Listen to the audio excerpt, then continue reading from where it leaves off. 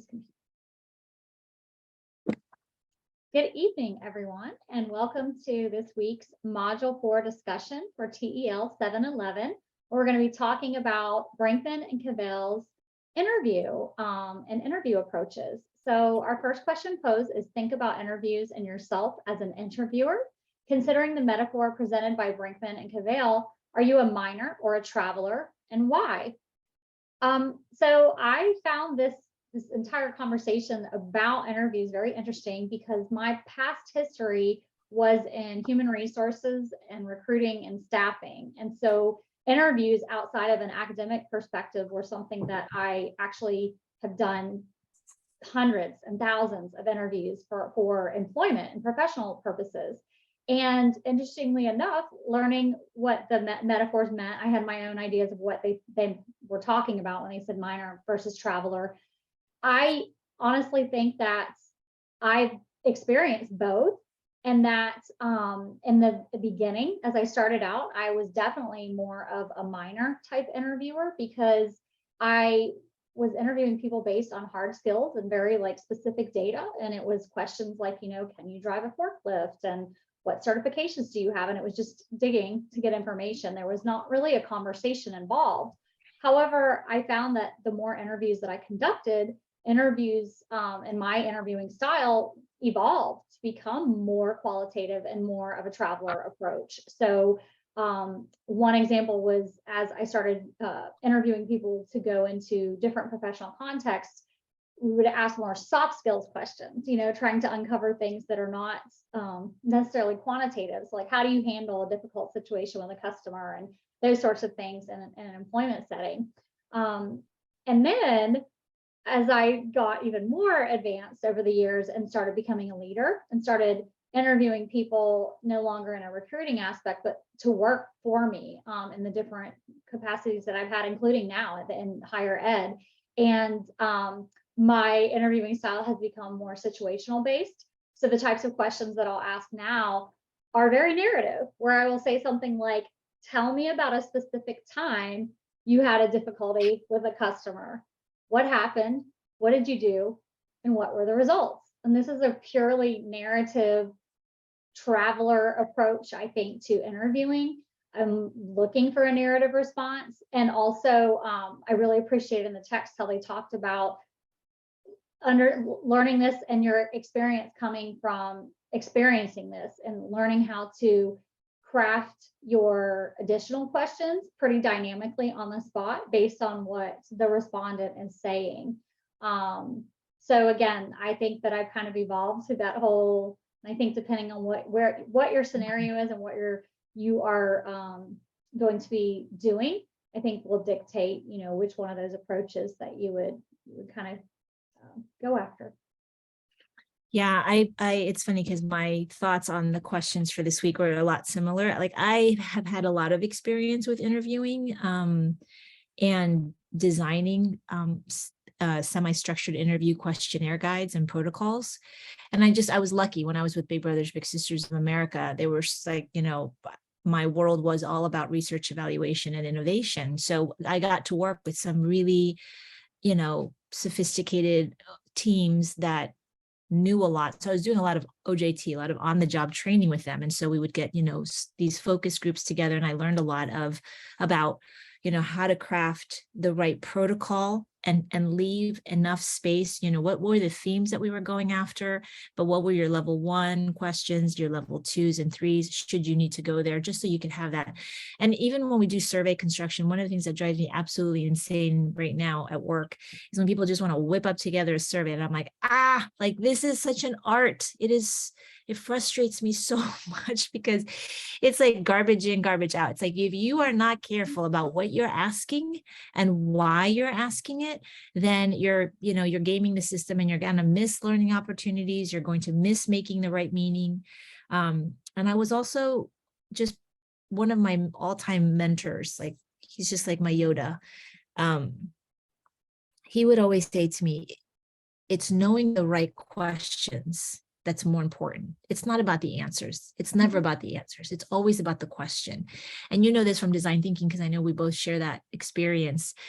when we think about the questions that we want to ask in order to better understand the user, right? In order to have that human-centric position, knowing the kinds of questions are really important. And we go through, I remember teaching a course not long ago, and I spent a lot of time with students on the power of the question, open-ended questions. What are you looking for? Are you sort of leading them to an answer? Are you giving some space for lots of exploration? So I think this whole miner versus traveler analogy was pretty cool. I think at first, looking at the whole idea of, knowledge is objective and it's just there, and you just need to uncover the topsoil and there it is. I like little Easter eggs. I get that, that I understand that. And a part of me was like, yeah, that's me, did a collection. And then it was about making meaning. And I'm always going to be, I will always lean towards the making meaning, because I want to understand and this goes to a few other conversations we've had in the past though, about truth. And whose truth and whose meaning? Is meaning, is knowledge objective? Is knowledge subjective? Is it something that's created in context, in relationship with others, or is it just factual and what? So I think about the questions that I want to ask. It's more about the questions. Are the questions more mining questions, or are they more traveling questions versus are we miners and are we travelers? You know what I mean? Because I think, to your point, we're going to be, most likely we will be both, depending upon what phase of the inquiry we're in, or what it is that we're trying to uncover. Are we trying to explore, or are we trying to prove? Are we trying to discover, or are we trying to validate? And so to me, it's the questions are more of those kinds. So I don't know if that makes sense, but no, it definitely does. And I agree with all your points. And I loved your conversation about the themes and level 1 and level 2. And I completely agree with you about garbage in, garbage out, and how important it is to ask the right questions. In the context of my job now, we have to measure a lot of student impact and student outcomes and educator outcome, program outcomes and program effectiveness. And so I'm constantly in that role of and then these classes have really helped me too, to speak up more and to speak to more methodologies of how we might do this, to make it so that we're getting out of it what we want to. And you're absolutely right that if you're not asking the right questions, that's not going to happen. We have about 2 minutes left, so I'll quickly ask this last question, which is, which approach do you think, miner or traveler, is most beneficial to action researchers? I think you were saying that, we'll probably end up using both approaches, and depending on what phase we're in. This is kind of aligned with things that we talked about, where if we're going to be doing mixed methods, which I personally, that's where I keep leaning towards, is going to be qualitative and quantitative. I see a lot of the quantitative pointing a little more towards the miner.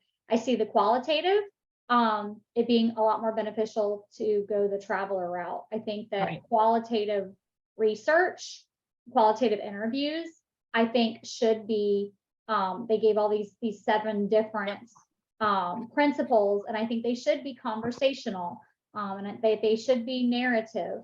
And so, that is where I think it will end up being. We only have a minute left, but I have this really weird question that's driving me crazy, and I want to ask it. I don't want it to be not academic, and I'm not being goofy, but it really came to me. Of the 7 principles they had, one was linguistic, and it talked about the nature of oral and written language. And I have no idea why this came to my mind, but I was thinking to myself about